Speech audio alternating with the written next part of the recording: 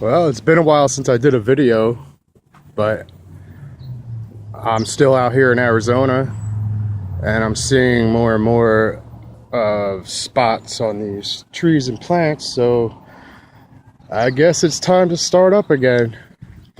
We all know about geoengineering, or at least those of us in the know.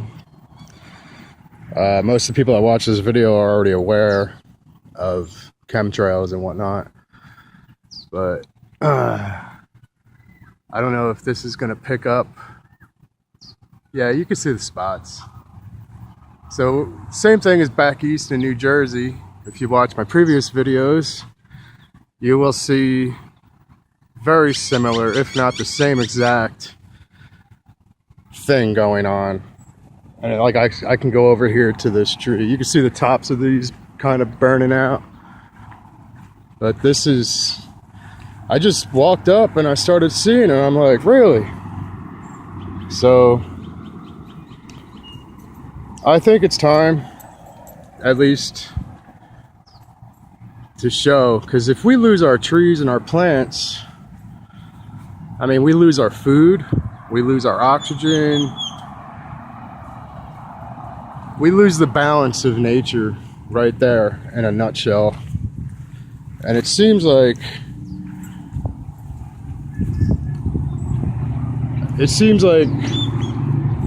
if we end up on this, staying on the course that we're currently on with the geoengineering, if that doesn't end, it's not looking too good. But I also feel that if they do stop it right now entirely, we have a few years of Earth getting back to somewhat of a balance, which would mean heavy storms, heavy ecological things taking place in order for the planet to restore some balance in the natural ecosystem and the natural currents of the air streams. And you know, I'm sure everybody's heard about the fish die-offs, the bee die-offs. You know, and everybody wants to point the finger at Monsanto, which, yes, absolutely, that pollen that they create is no good. Although, when you find out that bee populations are dying off all over the planet, deep in forests, where there is no cross-contamination of a Monsanto crop, you only can begin to say, okay, well, what is in our environment doing this? And I think geoengineering is a good place to really take a strong, hard look. But you can see the spots.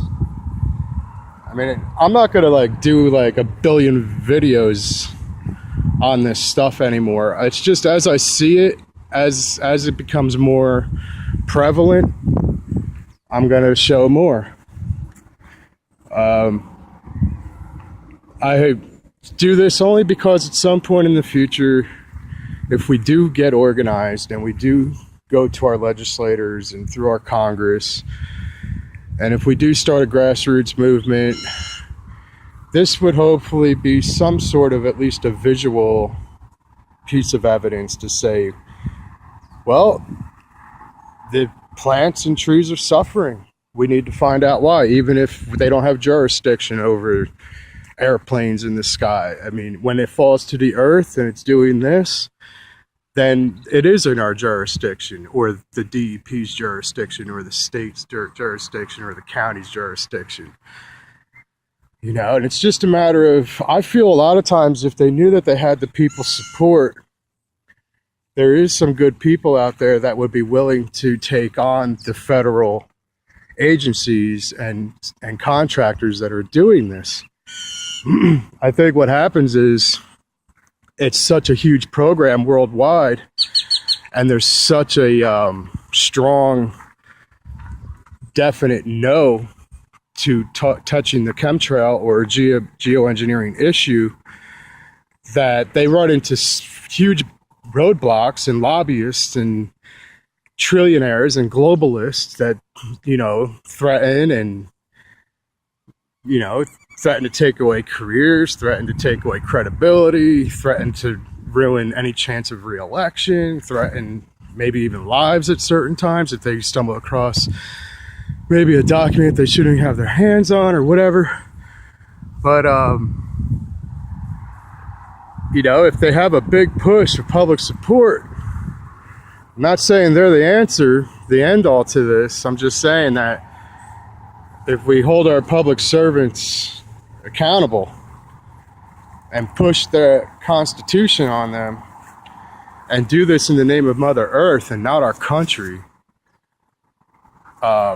actually take responsibility for this planet and not let one small, tiny speck of people decide our future at this point in terms of our health in relation to this planet. I feel that that would be a good place to start. And at least get some pressure on it and get a serious discussion and put it more in the mainstream where you won't be so quick to hit Wikipedia and see automatically, even though you might have punched in chemtrails, it comes up, oh, chemtrail conspiracy theory. You know, like as soon as they throw that out there, people get turned off by it. So it's already hard enough for a lot of people to get their heads around. If you put the name conspiracy on it, it's just like a lost cause. So if we could get this in the public light in a more, with a more strong foot, a more sturdy footing, I believe we could definitely begin to get some answers and eventually get this to stop. I mean, the more they do it, the more they're going to have to do it because they got the whole world's weather patterns out of whack so bad. And, you know, it's totally destroying the ozone layer, you know, and they'll tell you, oh, we're spraying to measure the winds in the ionosphere. Well, the ionosphere, anybody who's studied and researched it, it's an electrically charged, very thin layer right before our stratosphere enters space. And there's no plane that flies in the ionosphere. So, I mean, whatever they come out with as a so-called, you know, I saw a video with a NASA guy kind of used the term chemtrails and said, well, you know, it's benevolent and we need to do it to measure the winds in the ionosphere. You know, that's a bunch of bullarchy. So, anyway, like I said, as I see more of this with the spots on the trees out here in Tucson, Arizona, where, believe it or not, Tucson does get sprayed, although the majority of the chem clouds that come in are being sprayed west of here and get blown in, like out by Red Rock or out by, I mean, if you go to Phoenix, it's a totally different world. It's just like living back in New Jersey. They're sprayed just like New Jersey almost daily. If you come to the population of 1 million people here in Tucson, we do get sprayed. I can't say we don't, but I mean, we get a lot of this, a lot more of this than I was used to living in New Jersey. And until I worked in Phoenix for a couple of weeks, it was like, that's when it was like, wow, you know, like, holy shit, because they basically spray Phoenix, a much bigger city, constantly, nonstop. And it zaps the moisture out of this area of the country and pushes it eastward towards, you know, that's how you get your big tornadoes and your huge rains in the east and the crazy snows and the thunder snow and all that crap. But now we have a problem out here because on the West Coast, like places like California, and even though I live in a desert region, it's still considered a drought because we're not getting our annual rains the way this area once did, what was called normal and balanced. So anyway, that's this video. I'll wrap it up. It's Jackson Green. And have a great day, people. And I really would love to see people rise up. And not only on this issue, but rise up in themselves and become stronger in who they are as a spiritual being. And start raising your level of consciousness. You don't need a religion to do such a thing. You just need to own who you really are and walk a path that's more in tune with your divine nature. Okay, people, have a great day, and I love you all.